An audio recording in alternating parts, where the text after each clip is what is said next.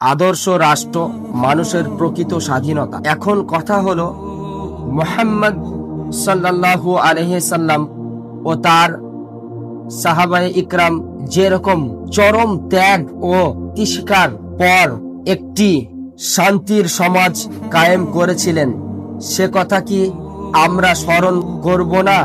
আমরা মুসলমানরা আমাদের এই ভারতে যথেষ্ট পরিমাণে সংখ্যাগোষ্ঠী হওয়া সত্ত্বেও কি এ ব্যাপারে চিন্তা করে একটি দৃঢ় সিদ্ধান্ত নেব না?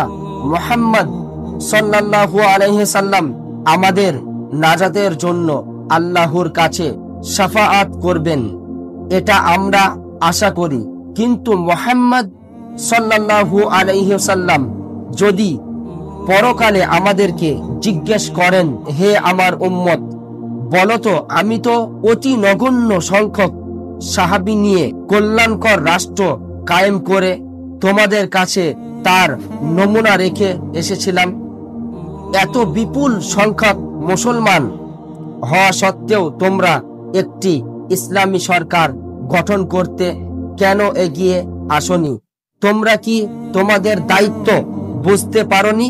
কিছু সংখ্যক মুসলমান এ কাজ করুক, আমরা পরে গিয়ে ওটাকে সমর্থন করব। তোমাদের নিয়ত কি এই রকম ছিল?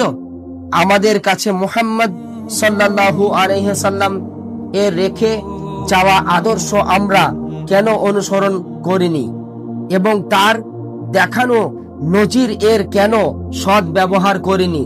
এ সম্পর্কে তিনি যদি প্রশ্ন করেন তাহলে তা জবাবদিহি করা যাবে না।